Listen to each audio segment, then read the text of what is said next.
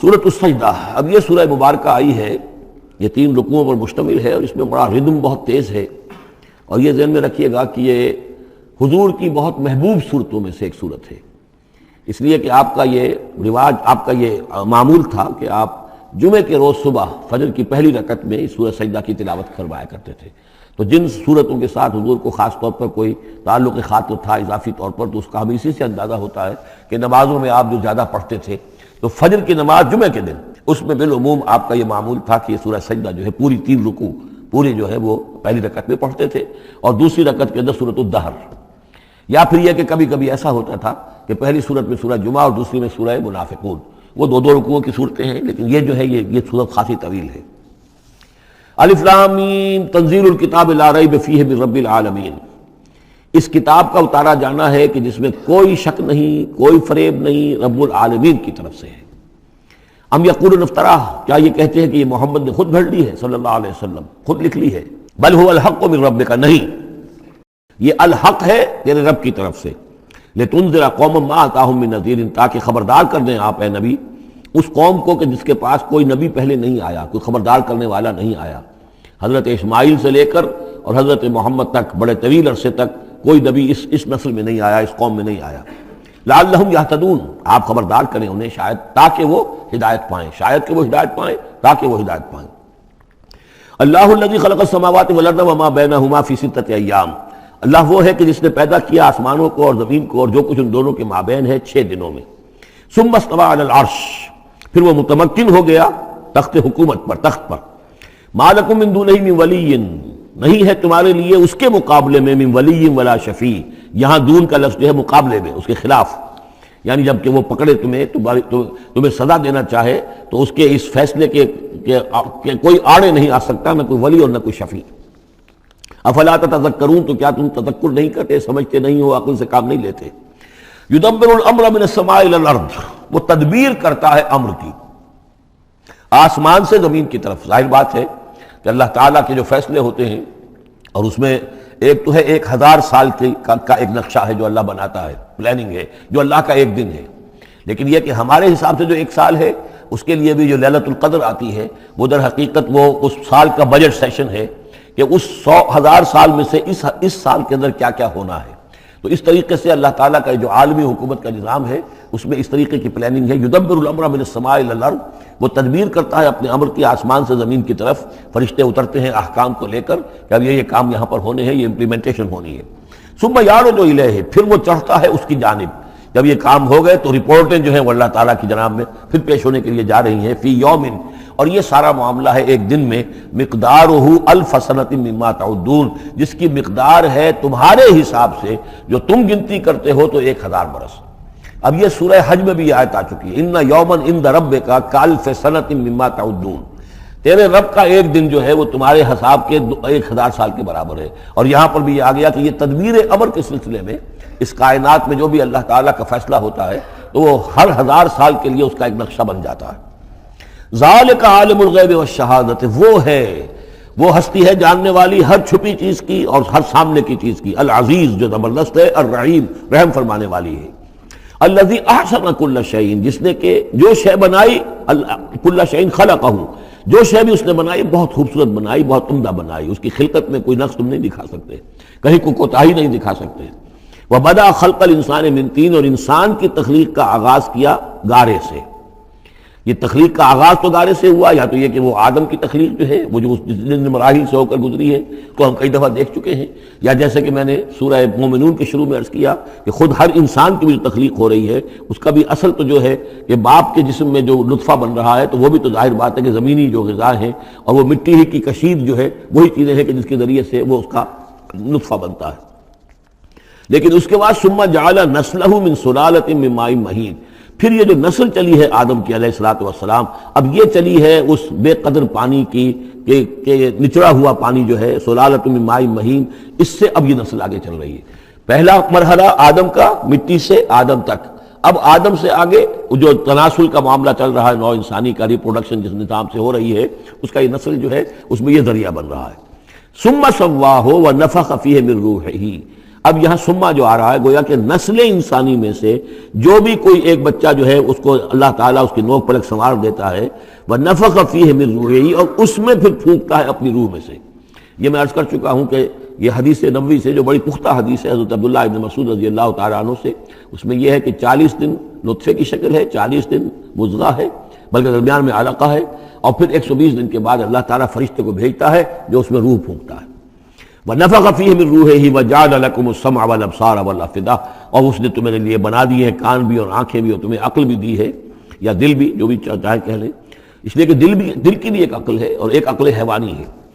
قَلِيلًا مَا تَشْكُرُونَ، بہت ہی کم ہے جو شکر تم کرتے ہو۔ وَقَالُوا أَإِذَا ضَلَلْنَا فِي الْأَرْضِ أَإِنَّا لَفِي خَلْقٍ جَدِيدٍ، اور یہ کہتے ہیں کہ جب ہم زمین میں گم ہو جائیں گے، رل مل جائیں گے، مٹی ہو کر مٹی میں مل جائیں گے، تحلیل ہو جائیں گے۔ اور آج کا کوئی نوجوان کہے گا جبکہ اس کے تو ایٹم جو ہے وہ بھی منتشر ہو گئے، اس کے الیکٹرانز بھی پتہ نہیں کہاں سے کہاں گئے، اب اسی کے جسم سے کھاد بن گئی ہے، وہ اس کا جسم کھاد بن گیا ہے، اور وہ کھاد جو ہے وہ پلانٹس کے اندر آ گئی ہے، اور وہ پلانٹس جو ہیں وہ بکری نے کھا لیے ہیں، اور بکری سے کہیں سے کہاں پہنچ گئے، کیسے جمع ہوں گے اس کے اجزاء۔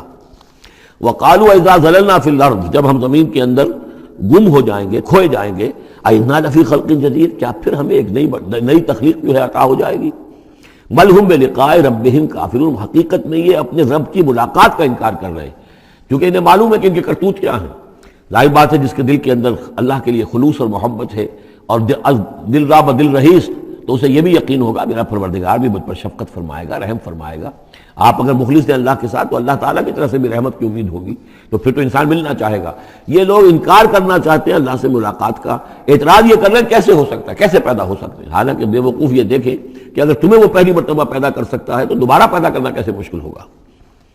تو تمہیں پہلے بھی پیدا کیا، زمین ہی سے اجزاء آئے ہیں، سارے ایٹمز وہیں سے آئے ہیں، وہیں سے ہو کر تمہارے وجود جو ہے وہ بنا ہے۔ قُلْ يَتَوَفَّاكُمْ مَلَكُ الْمَوْتِ الَّذِي وُكِّلَ بِكُمْ، کہہ دیجئے کہ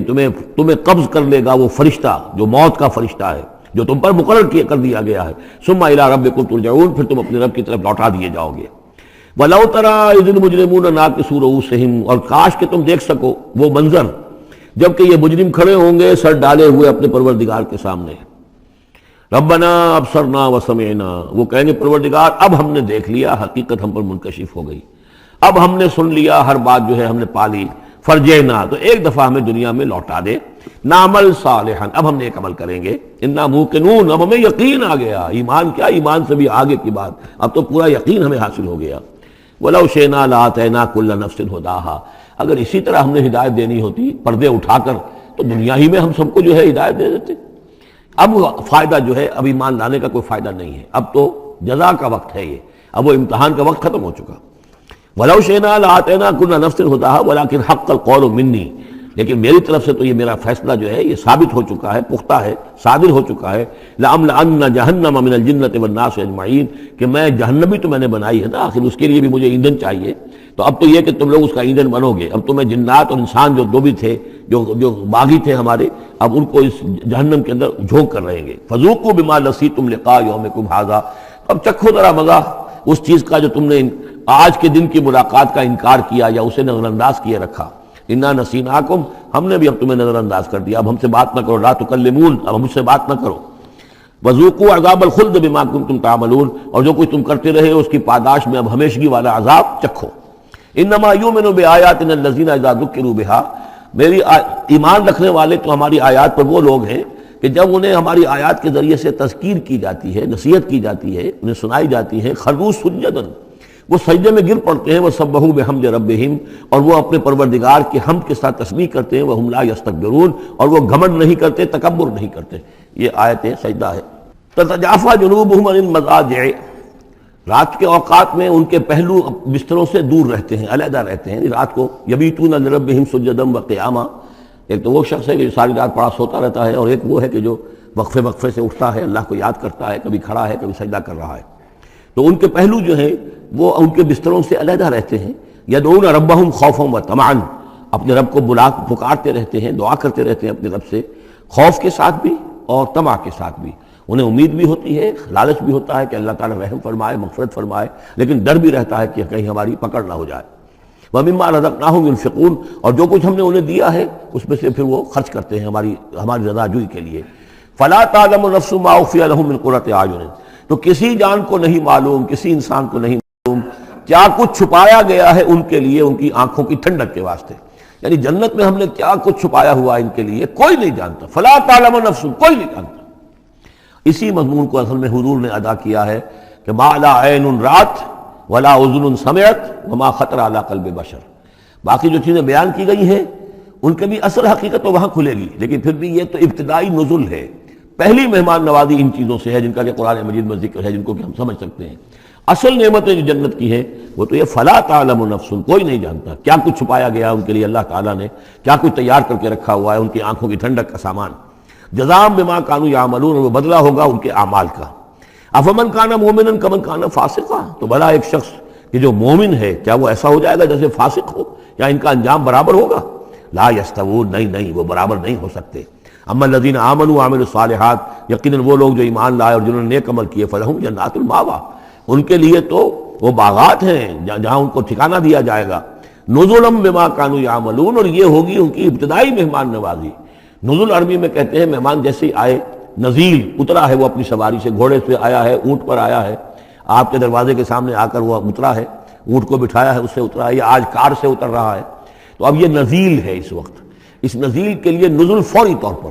موسم کے اعتبار سے ٹھنڈا ہے یا گرم ہے، آپ فوری طور پر لاتے ہیں، یہ نزول ہے۔ پھر وہ اب آپ کے پاس ٹھہر گیا ہے، آپ نے اس کے لیے کمرے کا بندوبست کیا ہے، وہ وہاں پر اس نے استراحت کی ہے، اب آپ نے اہتمام کے ساتھ اس کے لیے کھانا تیار کروایا، یہ ہے ضیافت، ضیف اب بنا ہے وہ، تو جیسے آیا ہے وہ نزیل ہے، اور جب گھر میں آپ کے ٹھہر گیا تو اب ضیف ہے، وہ پھر ضیافت ہوگی۔ تو وہ چیزیں جو ہے ما لا عین رات ولا اذن سمعت وما خطر علی قلب بشر، یہ اصل میں ضیافت خداوندی ہے، اور یہ نزل ہے جس کا ذکر قرآن مجید میں اس تفصیل سے آیا ہے۔ وَأَمَّا الَّذِينَ فَسَقُوا فَمَأْوَاهُمُ النَّارُ، اور جو لوگ سرکش تھے اور جنہوں نے نافرمانی کی تھی ان کا ٹھکانہ آگ ہے۔ كُلَّمَا أَرَادُوا أَن يَخْرُجُوا مِنْهَا، جب بھی وہ چاہیں گے کہ وہاں سے نکل بھاگیں، أُعِيدُوا فِيهَا، پھر انہیں اسی میں لوٹا دیا جائے گا۔ وَقِيلَ لَهُمْ ذُوقُوا عَذَابَ النَّارِ الَّذِي كُنتُمْ بِهِ تُكَذِّبُونَ، اور ان سے کہا جائے گا چکھو اب مزہ اس عذاب کا، آگ کے عذاب کا جس کو تم جھٹلاتے رہے تھے۔ وَلَنُذِيقَنَّهُم مِّنَ الْعَذَابِ الْأَدْنَىٰ دُونَ الْعَذَابِ الْأَكْبَرِ لَعَلَّهُمْ يَرْجِعُونَ۔ یہ ہے آیت نمبر 21 اس سورہ مبارکہ کی، اور آیت نمبر 41 تھی سورہ الروم کی۔ ظہر الفساد فی البر والبحر بما کسبت ایدی الناس لیذیقہم بعض الذی عملوا لعلہم یرجعون،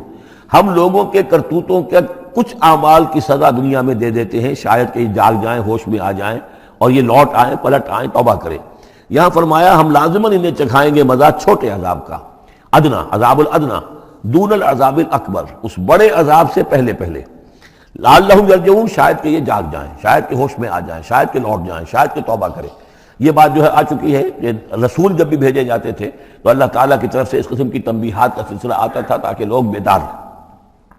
وَمَنْ أَظْلَمُ مِمَّنْ ذُكِّرَ بِآيَاتِ رَبِّهِ ثُمَّ أَعْرَضَ عَنْهَا، اس سے بڑھ کر ظالم کون ہوگا جس کو نصیحت کی گئی اب اس کے رب کی آیات کے حوالے سے پھر بھی اس نے اعراض کیا۔ یعنی ایک تو نصیحت کوئی کر رہا ہے، وہ اپنا جو فلسفہ بھگار رہا ہے یا کوئی اپنی عقل لڑا رہا ہے، اپنی منطق لڑا رہا ہے، ایک یہ کہ اللہ کی آیات کے ذریعے سے تذکیر کر رہا ہے، پھر بھی اس سے اعراض کرے۔ ثُمَّ أَعْرَضَ عَنْهَا اِنَّا مِنَ الْمُجْرِمِينَ مُنْتَقِمُونَ، ایسے مجرموں سے تو ہم انتقام لے کر رہیں گے۔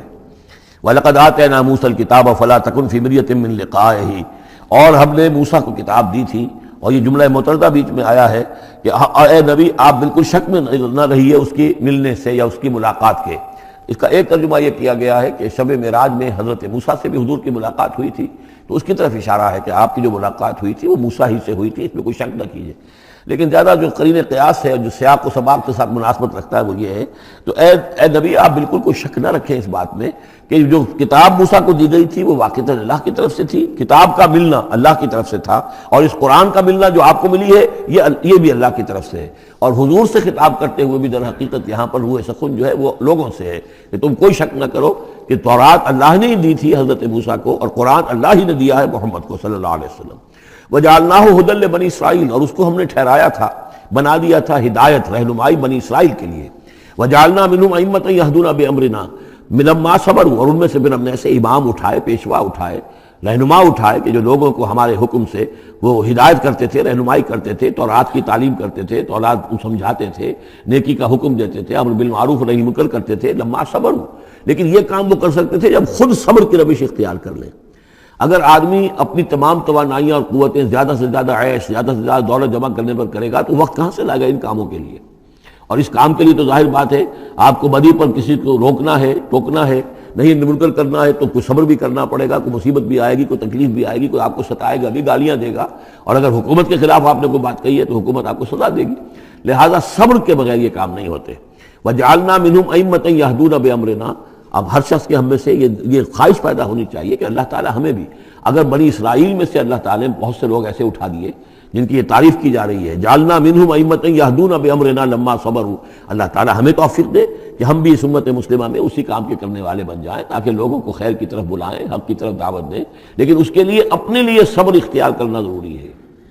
کم سے کم اپنا جو ہے اسٹینڈرڈ آف لیونگ رکھیں، تاکہ یہ کہ ہم اپنا وقت سپیئر کر سکیں، جس کو تبلیغی بھائی کہتے ہیں تفریغ الاوقات، اوقات فارغ نہیں کریں گے اپنے، سارا وقت تو لگا ہوا ہے آپ پیسہ کمانے میں، اس لیے کہ اس کے ایک خاص قسم کا معیار زندگی بنا لیا ہے، اور اس کو مینٹین کرنے کے لیے اب جتنا کچھ آپ کو چاہیے اب دن رات ایک کریں گے تو آپ اپنے اس معیار زندگی کو مینٹین کر سکتے ہیں۔ گویا کہ اب ہم اس معیار زندگی کو پوج رہے ہیں، ہمارے پاس اب وقت ہی نہیں ہے، صلاحیت کہاں لگائیں، کس وقت میں لگائیں، کیا کام کریں۔ لیکن صبر کی روش ہوگی اور پھر قرآن مجید کے ساتھ وہ تعلق ہوگا تو پھر انشاءاللہ تعالیٰ اللہ تعالیٰ نے انسان میں بڑی صلاحیتیں رکھی ہیں، بڑی قوتیں رکھی ہیں، مسجود ملائک بنایا ہے، اللہ کے کریشن کا کلائمیکس ہے یہ، تو اللہ تعالیٰ کی یوں سمجھیے کہ تخلیق کا نقطہ عروج ہے، تو اس کے اندر صلاحیتیں ہیں۔ آدمی ارادہ کر لے، ہمت کرے، فیصلہ کر لے تو پھر یہ کہ اللہ تعالیٰ جو ہے اس کے لیے راستے کھول دیتا ہے۔